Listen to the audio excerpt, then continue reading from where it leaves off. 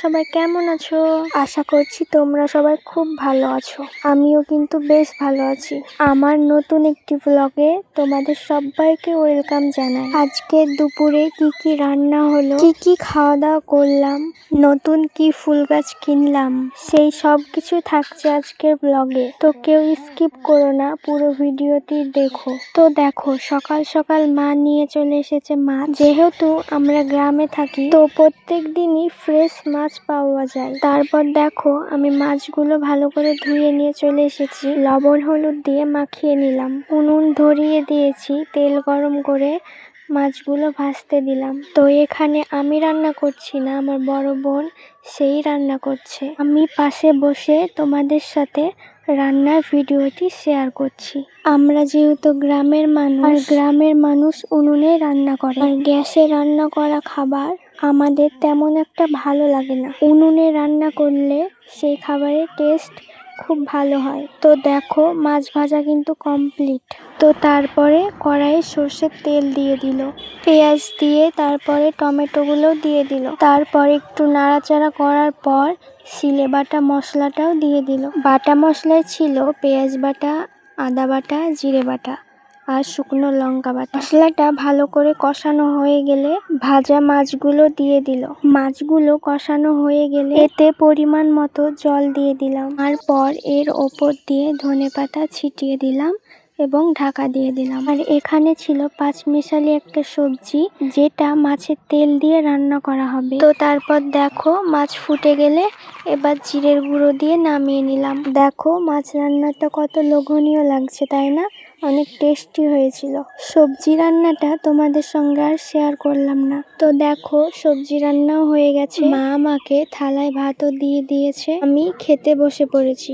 তোমাদের সাথে কথা বলতে বলতে এদিকে আমার খাওয়া কমপ্লিট। তো তারপর দেখো, মা ফল কেটে এনে দিল, সেটাই রোদ্দুরে বসে বসে খাচ্ছি। আমার যদি এই ভিডিওটি ভালো লেগে থাকে তাহলে অবশ্যই একটি সাবস্ক্রাইব করে দিও। তারপর দেখো, বাইরে ফুল গাছওয়ালা চলে এসেছে। তো মাকে বললাম ফুল গাছ নেওয়ার কথা, আর সেখান থেকে 3টে পছন্দ করে ফুল গাছ নেওয়া হলো। ওখানে আরো সবাই ছিল, গাছগুলো দেখছিল, কিন্তু কেউ নেয়নি, শুধু আমরাই নিয়েছি।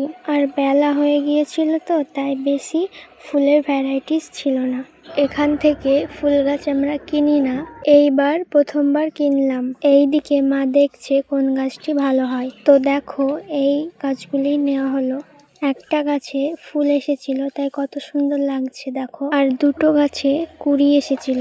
তো তারপর দেখো, ছাদে চলে এসেছি আমি আর আমার বোন গাছগুলো লাগানোর জন্য। যেহেতু আমাদের বাড়িতে অনেকগুলোই গাছ লাগানো আছে, তাই বড় কোনো টব ফাঁকা ছিল না, সেই জন্যে ছোট ছোট এই টবগুলোতেই লাগানো হচ্ছে। এই ফুল গাছগুলো ছিল একটা ডালিয়া আর 2টি চন্দ্রমল্লিকা, 2 কালারের, একটি পার্পল কালার আর একটি ইয়েলো কালার।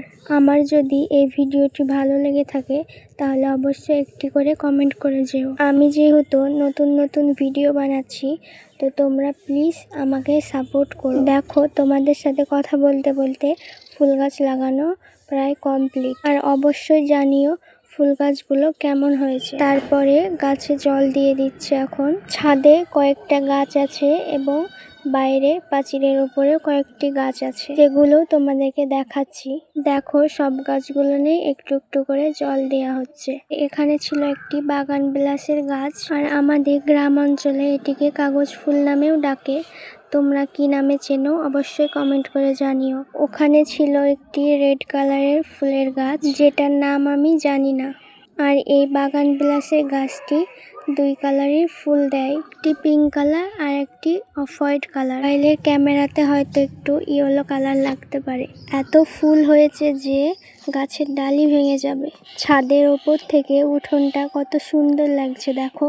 উঠোনের একপাশে আছে বড় একটি পাতাবাহারের গাছ, যেটা আমাদের বাড়ির সৌন্দর্যকে আরো বাড়িয়ে তোলে। এখানেও দেখো অনেকগুলোই গাছ আছে।